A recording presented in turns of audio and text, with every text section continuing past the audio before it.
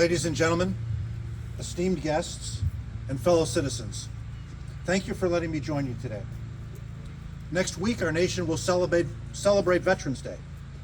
I intend to talk for the next half hour or so about what that day means, how it came to be, and what you may wish to do to join your fellow citizens to honor veterans and their families.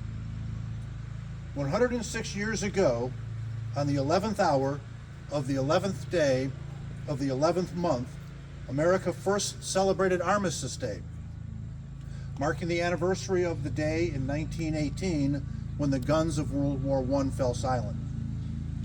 I'd like to start today by thanking all those among us who, despite the risk and sacrifice, raised their hand to serve and defend this beautiful country. Our veterans, active duty service members, guardsmen, and reservists. Your service has helped keep your country free and its citizens safe. If you're able, please just raise your hand. Veterans, thank you for your selflessness. Thank you for your service. Let's give them a round of applause. Let's also take a moment to acknowledge those families of service members and veterans who help shoulder the weight of war and the burdens of sacrifice. To the mothers, fathers, spouses, and children of our military men and women, thank you. Your love, support, and resilience are the backbone of this nation, and that must never be forgotten.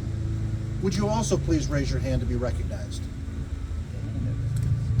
Thank you for bearing that burden, and thank you for your support. Can we get a round of applause for the family members? You know, there is a day in May when we remember those who served and did not come home. But next week, all across America, in gatherings large and small, in cities and towns, we'll pause to remember those who served in uniform and did come home. That is Veterans Day in America. It is a wonderful day to celebrate what is to be free and to remember the costs of that freedom. In the hustle and bustle of our daily lives, it is easy to think of Veterans Day as just another day off. It is easy to forget what our great military has done and is doing every day to achieve that freedom and maintain it, not only for Americans, but for others too. Our first president said in his farewell orders to the Continental Army these words: "The unparalleled perseverance of the armies of the United States through almost every possible suffering and discouragement for the space of 8 long years was little short of a standing miracle." So said George Washington, and so can it be said of every veteran throughout the long and storied history of this great nation. You are a standing miracle. From Bunker Hill to Belleau Wood, from San Juan Hill to the Chosin Reservoir, from Surigao Strait to Kandahar, nearly 50 million men and women have donned the uniform of the United States, and nearly 20 million of you walk among us today. And as we speak, a new generation of American heroes and veterans is being forged around the world and around this nation. It is truly humbling to be with all of you. Our veterans really don't consider themselves to be heroes. To speak to them, most of them reject the very thought of it. Most of them say, "I was just some guy that did his job." Or with equal humility, the real heroes are the ones that didn't come home. But today, let's set the record straight. Every veteran of the Armed Forces of the United States is a hero to the American people. And on this day, it is our duty to tell your story. The story of what you did for us, what you did for our country, and all that you've done to ensure the survival and success of liberty. On Veterans Day, we will gather to honor and celebrate the courageous men and women who have donned the uniform of our armed forces. Veterans Day is not just a date on the calendar. It is a heartfelt reminder of the sacrifices made by those who have served to protect our freedoms and uphold the values that we hold dear. As we reflect on the history of this great nation, we recognize that the freedoms we enjoy today are a direct result of the sacrifices made by generations of veterans. From the fields of battle to peacekeeping missions around the globe, these individuals have faced unimaginable challenges, demonstrated unwavering bravery and resilience, and borne, in many cases, the ultimate sacrifice. Every veteran has a unique story, filled with moments of valor, camaraderie, and sacrifice. They left their homes and loved ones, endured rigorous training, and faced the uncertainties of war, all in service to our country. Their commitment goes beyond mere duty. It embodies the spirit of selflessness and dedication. The holiday we call Veterans Day began as Armistice Day in the year following the end of World War I. The Armistice Day Memorial was first observed in Buckingham Palace, commencing with King George V hosting a banquet in the honor of the President of the French Republic during the evening hours of 10 November 1919. And the first official Armistice Day was subsequently held on the grounds of Buckingham Palace the following morning, 11 November. Aside from the United Kingdom, Commonwealth countries and colonies, principally Australia, New Zealand, South Africa, India, and Canada, also began in 1920 to hold an annual Armistice Day to honor their fallen service members from World War I. The memorial generally included a 1 to 2 minute silence at the 11th hour of the 11th day of the 11th month. This marks the time in the United Kingdom when the armistice became effective. Armistice Day also became known as Poppy Day after 1921, as remembrance poppies had become widely accepted throughout the Allied nations of World War I as a flower of remembrance to be worn on Armistice Day. The poppy was chosen as the Commonwealth symbol of Armistice Day, as inspired from the war poem In Flanders Field, evocative of the November blooming flowers that grew in profusion among the gravestones of the World War I cemeteries in France. Remembrance poppies are most commonly worn in Commonwealth countries where the symbol has been trademarked by veterans associations for fundraising. Remembrance poppies in Commonwealth countries are often worn on clothing in the weeks leading up to Remembrance Day, with poppy wreaths also being laid at war memorials on that day. Following World War II, the Commonwealth nations changed the name of the day of the memorial from Armistice Day to Remembrance Day, and changed the purpose of that day from honoring just the World War I fallen to honoring all service members who had lost their lives in all previous Commonwealth conflicts. The significance of the day quickly changed to honor all veterans of service to the Commonwealth following the United States' decision to do so in 1954. Our own tradition of honoring our fallen veterans also began as Armistice Day in 1919. On November 11th, 1919, President Woodrow Wilson issued a message to his countrymen on the first Armistice Day in which he expressed what he felt the day meant to Americans. Wilson said, "A year ago today, our enemies laid down their arms in accordance with an armistice which rendered them impotent to renew hostilities and gave the world an assured opportunity to reconstruct its shattered order and to work out peace in a new and more just set of international relations.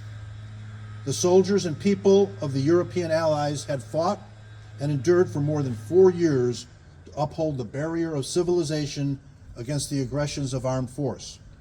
We ourselves have been in the conflict something more than a year and a half." Wilson continued, "With splendid forgetfulness of mere personal concerns, we remodeled our industries, concentrated our financial resources, increased our agricultural output, and assembled a great army so that at last our power was a decisive factor in victory.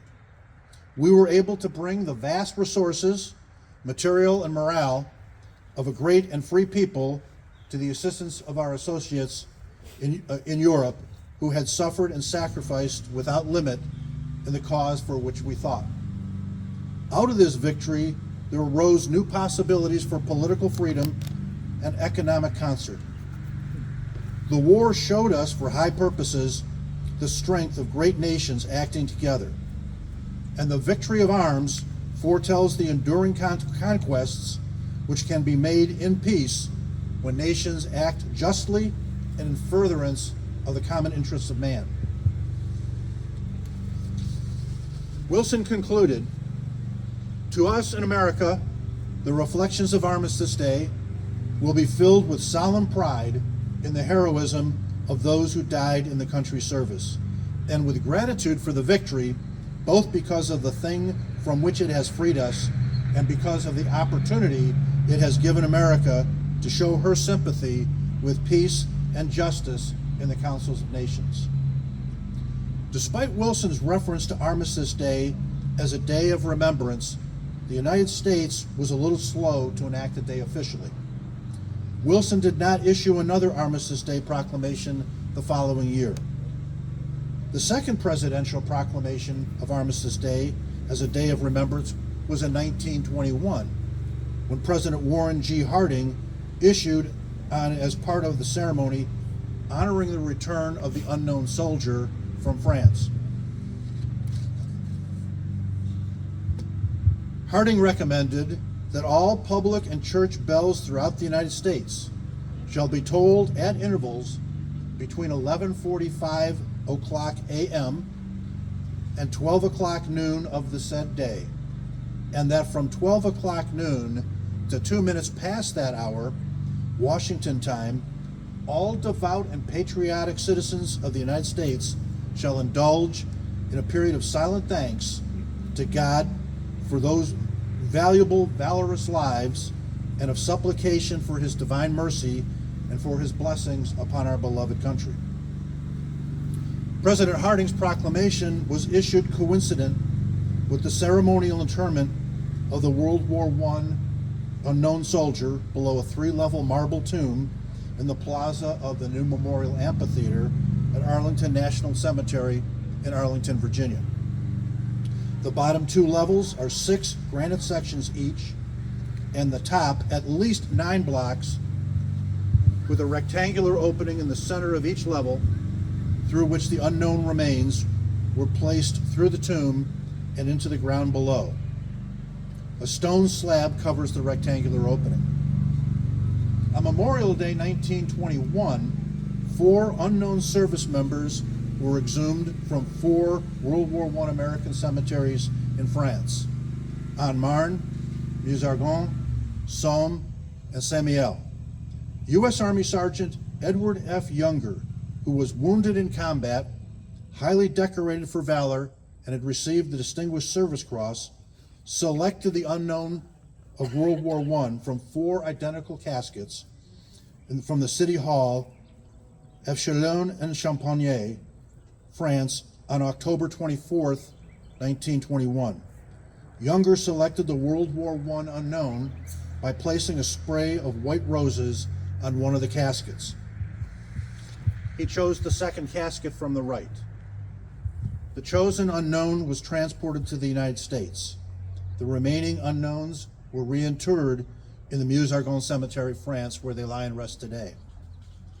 From Chalon-sur-Marne, the unknown journeyed by caisson and rail to the port town of Le Havre, France, and from Le Havre, the USS Olympia transported the unknown soldier's casket to Washington, D.C.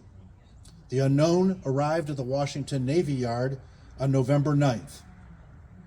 And after that day, the unknown lay in state the following day in the Capitol Rotunda, and around 90,000 visitors paid their respects during the public visiting period on the 10th of November.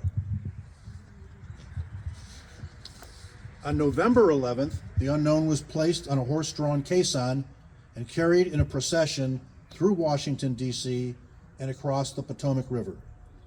A state funeral ceremony was held at Arlington National Cemetery's new Memorial Amphitheater, and the unknown was interred in the tomb of the unknown soldier.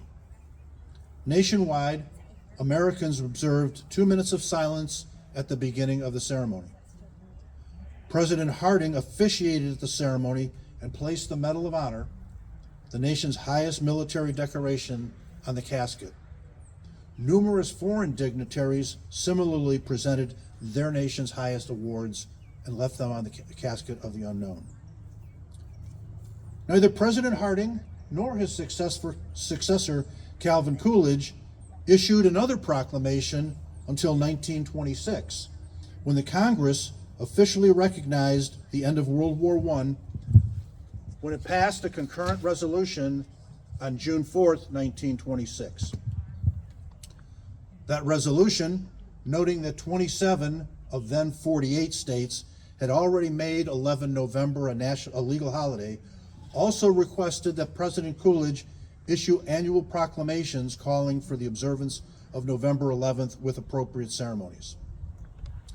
According to the resolution, it is fitting that the recurring anniversary of this date should be commemorated with thanksgiving and prayer and exercises designed to perpetuate peace, peace through goodwill and mutual understanding between nations. And therefore, be it resolved by the Senate, the House of Representatives concurring, that the President of the United States is requested to issue an annual proclamation calling upon the officials to display the flag of the United States of America on all buildings on November 11th, and inviting the people of the United States to observe the day in schools and churches or other suitable places with appropriate ceremonies of friendly relations with all other peoples. Presidential proclamations honoring World War I veterans continued sporadically. A congressional act approved 13 May 1938 made November 11th of each year a legal holiday, a day to be dedicated to the cause of world peace and thereafter celebrated and known as Armistice Day. Armistice Day, however, remained a day to honor the veterans of the war to end all wars, and presidential proclamations in their honor also began to wane. As World War II drew to a close, a delegation of veterans went to General Dwight Eisenhower proposing the idea of a National Veterans Day to honor the nation's fallen in all conflicts. General Eisenhower indicated his support, but it wasn't until Eisenhower was elected president that Congress acted on the idea.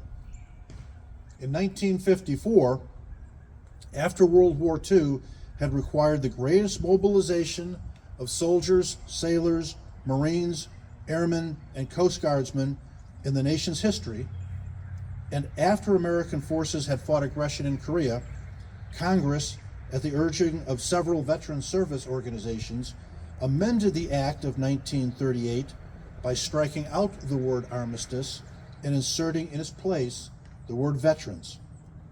With the approval of this legislation on June 1st, 1954, November 11th became a day to honor American veterans of all wars.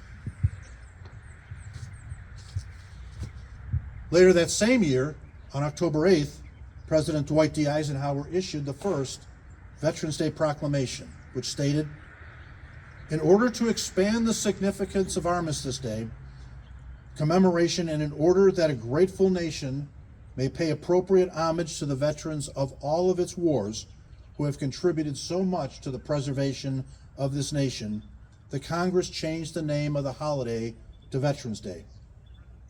Therefore, I do call upon all of our citizens to observe Thursday, November 11th, 1954 as Veterans Day.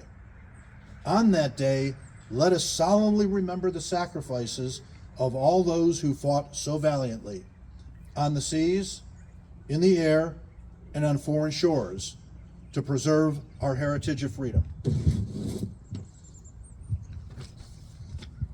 And let us reconsecrate ourselves to the task of promoting and enduring peace, so that their efforts shall not have been in vain.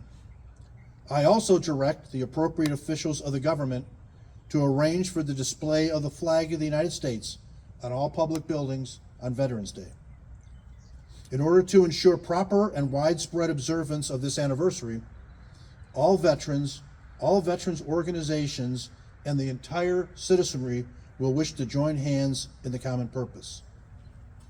Veterans Day, 11 November, had finally become a day to honor all veterans, living and dead, of all military service. Although originally scheduled for celebration on November 11th of every year, starting in 1971, in accordance with the Uniform Monday Holiday Act, Veterans Day was moved to the fourth Monday of October. Then in 1978, it was moved back to its original celebration on November 11th. While the legal holiday remains on November 11th, if that date happens to be a Saturday or Sunday, then federal government employees will instead take the day off on the adjacent Friday or Monday, respectively.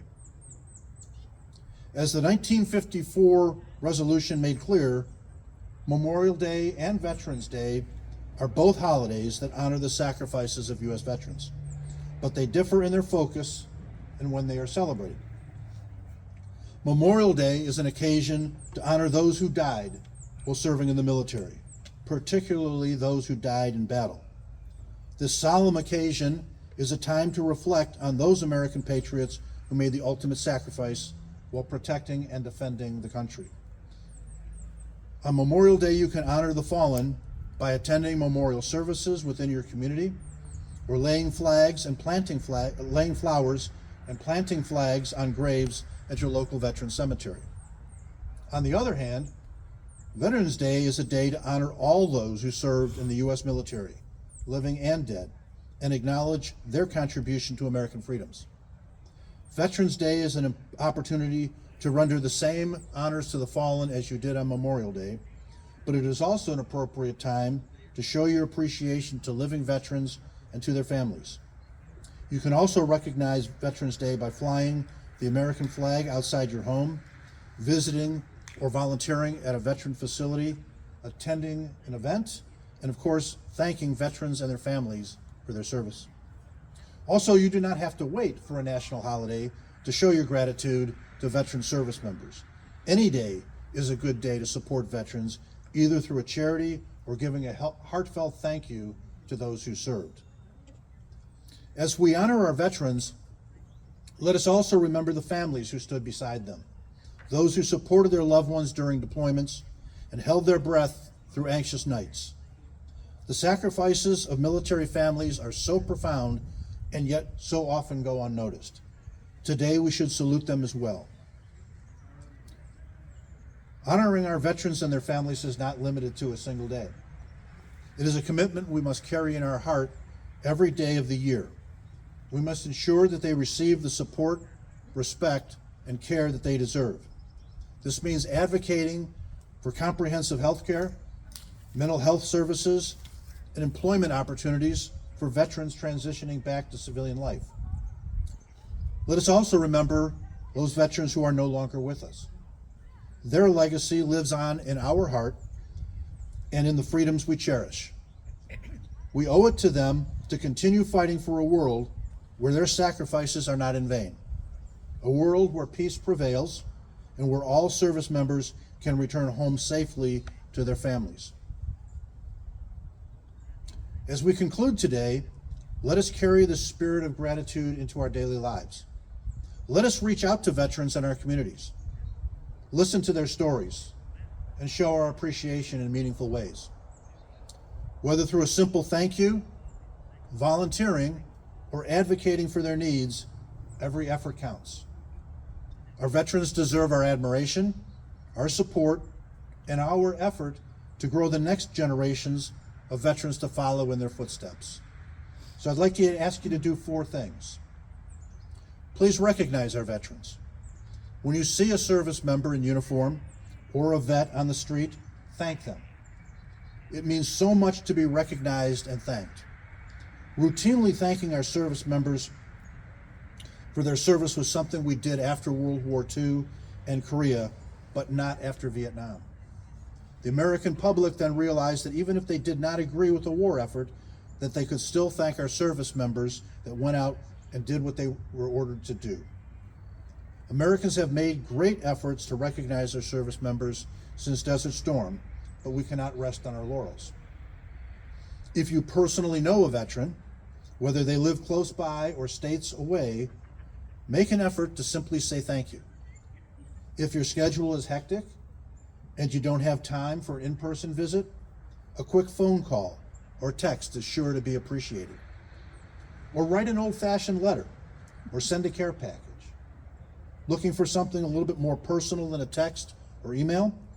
Send a veteran a handwritten letter or care package with a small gift and some of their favorite snacks. This is an especially considered option because they can treasure your letter or gifts for years to come. Second, support our veterans. Look at your communities and do a little research on veterans in your area. Identify where you can both volunteer and vote for programs that support our veterans. Stop by the local veterans organization. Most communities have a local military gathering, like a Veterans of Foreign War or American Legion. Stop by and shake the hands of your local veterans. They love for visitors to come in and say hello. Keep them company. If you're out and about on Veterans Day at a restaurant, and many do give out free meals to vets, and see a veteran eating alone, ask if you can sit with them or if they would like to join your family. They just might love the company. You can also stop by a VA home and see how you can help out. Treat a veteran to a meal. Inviting a veteran to a popular local restaurant or cozy coffee house is guaranteed to make their day. Prepare a few questions to ask about their time in the military. Being able to share their story may be even more meaningful than being treated to the meal. Offer to help with household chores. If you have even an hour to spare, offer to help a veteran with household tasks such as vacuuming, laundry, or mowing the lawn. This small act of gratitude speaks volumes. Make a commitment to volunteer. The internet makes it easy to find meaningful volunteer opportunities. Search the veterans and military families category on volunteermarch.com to find a hospital, charity, or other organization that needs help near you. Get involved. There are tons of local and national nonprofit organizations dedicated to taking care of military vets. Find one whose mission resonates with you and volunteer your time. Operation Gratitude is always looking for help to fill care packages for active duty troops as well as wounded heroes and veterans. Invite a veteran to speak at your child's school. Many children don't fully understand the sacrifices veterans have made to protect us and our freedoms, but you can do something to change that. Ask your child's principal if they accept visiting speakers. If they do, invite a veteran to talk about their experiences or host a Q&A session at your school. Support veteran-owned companies. The Census Bureau estimates that nearly 6% of all U.S. businesses are veteran-owned. Find a veteran-owned company near you and pay them a visit today. Attend your local Veterans Day parade. Bring the whole family to your city's Veterans Day parade and show your support in person. Check with your local VA office for details about Veterans Day events and celebrations in your areas. And make a commitment to continue to honor their legacy. Honoring veterans can come in many forms. Fly an American flag in front of your home, wear a red poppy, or observe a moment of silence and reflection. Anything you can do to pay your respects in a meaningful way to observe Veterans Day will honor our veterans. Third, take the time to record a veteran's history so it can be shared with generations to come. This veteran might be a family member, neighbor, or friend. Many organizations are taking down oral histories. Contact your local Veterans of Foreign Wars if you are not sure who to go to. If that friend or family member is a woman that served for any amount of time in any service, you can register them for free in the Women in Military Service Memorial website. The Women in Military Service Memorial, called WMSA, is located at the gates of Arlington Cemetery in Washington, D.C. They have a wonderful museum of rotating exhibits and archives. I have contact information I can give you after this if you're interested. Recording an oral history or registering someone is a unique way to say thanks and learn more about the details of their service than you know today. You will often find yourselves very humbled by what they experienced and learned while in the military. Fourth, we each have a responsibility to educate our peers, friends, children, nieces, nephews, and folks we interact with on a daily basis on the importance of selfless service and serving a greater cause. We need to encourage young people to serve their nation and their local communities. Serving in the military is not for everyone, but service could take the form of serving in some other service-related organization. Selecting a profession to work with or volunteering some time each month can set the foundation to teach young people so much about the importance of selfless service, giving back to others, and treating others with dignity and respect. This could be in a profession like a firefighter, teacher, nurse, policeman, public health official, or etc. The volunteer effort might be in a local homeless shelter, feeding the needy, working at Habitat for Humanity, or assisting in a local community organization for at-risk youth. We can model this behavior by volunteering ourselves and inviting our children to join us in that effort. All of you can think of various service-oriented organizations like the military services, which will infuse in the youth of today a strong work ethic, teamwork, creativity, dedication, and dependability. So in closing, please support our veterans and their families by both thanking our veterans and voting for programs that will support our veterans. Record our veterans' stories to preserve and share with the youth of today and in the future. Help encourage our youth of today to give back to their communities by seeking a profession of service or volunteering their time to help others and make this great country a wonderful place to live. And lastly, set the example by volunteering yourself in a service-related organization. Thank you for joining us here today. I salute you a week before this great Veterans Day. To all of our veterans here today and those watching from above, thank you for your service, your sacrifice, and your dedication. To your family members with us today or elsewhere, thank you for your support, your endurance, and your resilience. Veterans and their families are the backbone of our nation, and we are forever grateful. Thank you, and may God bless our veterans, may God bless their families, and may God bless the United States of America.